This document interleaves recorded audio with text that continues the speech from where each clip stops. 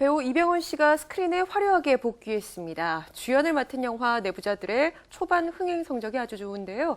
이 자세한 이야기를 머니투데이 전영화 기자와 함께 알아보겠습니다. 안녕하세요. 안녕하세요.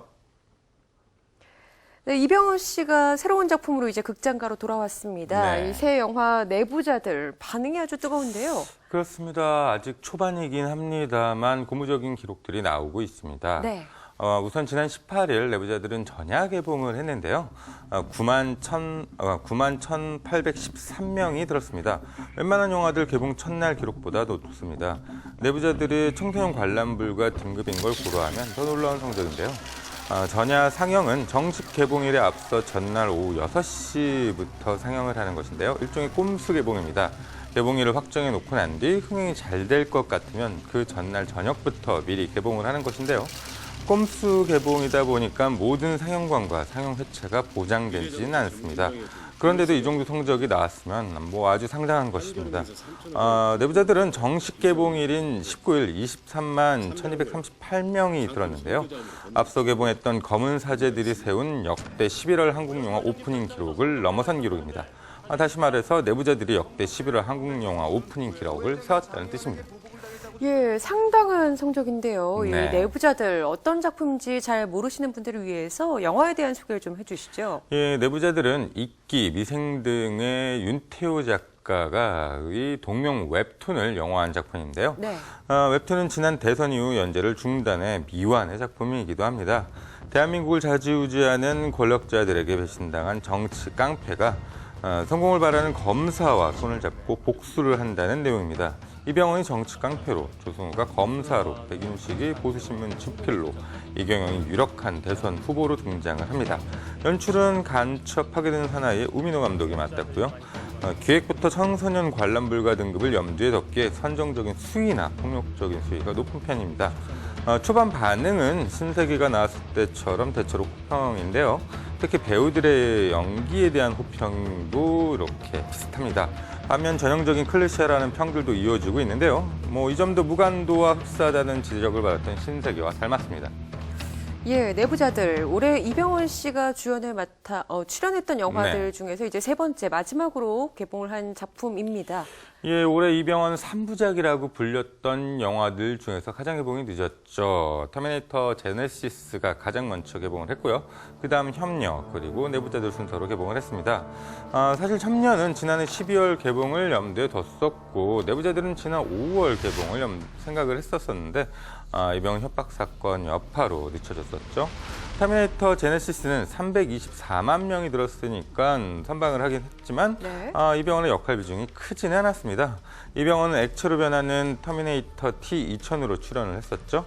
하지만 협녀는 여름 시장에 100억대 영화로 개봉을 했는데도 불구하고 43만 명이라는 기록적인 흥행 참패를 거뒀습니다. 때문에 이병헌이 악재로 작용한 게 아니냐는 소리들이 나왔었는데요. 영화를 보신 분들은 아시겠지만 이병헌 연기는 흠잡을 게 없었습니다. 워낙 영화 완성도가 떨어진 탓이 컸었죠. 그렇게 내부자들이 이병헌의 본격적인 한국 상업영화 복귀작이라고 할 수 있을 텐데요. 아직 초반이긴 합니다만 성공적인 복귀라고 할 수 있을 것 같습니다.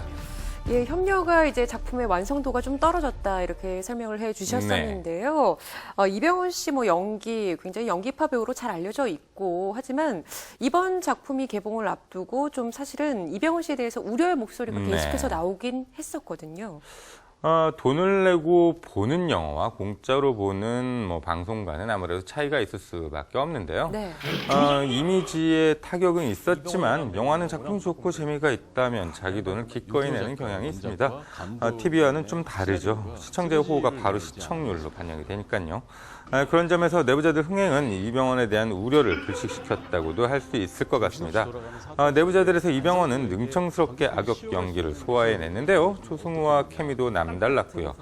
그런 점이 시너지 효과를 낸 것 같습니다. 악역과 탁월한 연기력, 그리고 조승우와의 케미, 이런 점들이 주요했습니다. 예, 내부자들 흥행 성적은 끝까지 가봐야지 알겠습니다만 네. 흥행이 좀 잘 되면 이 3시간 30분가량의 감독판 버전도 개봉을 앞두고 있다고요? 우민호 감독이 벌써부터 편집을 하고 있다는 이야기들은 들리는데요. 네. 원래는 앞부분에 배우들의 이제 캐릭터에 대한 묘사와 설명이 많았는데 그게 빠른 흐름을 위해서 편집이 됐습니다. 그래서 그런 부분을 살리겠다는 것인데요. DVD로 나오면 모를까 3시간 30분짜리 버전이 무슨 의미가 있을지는 잘 모르겠습니다. 기본 버전이 감독 버전이고 최선이어야지 뭐 나중에 따로 감독 버전이라는 걸 만든다는 것 자체가 비겁하다는 생각도 또 들고요.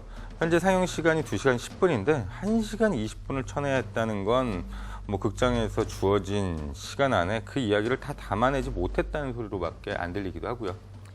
예, 그렇군요.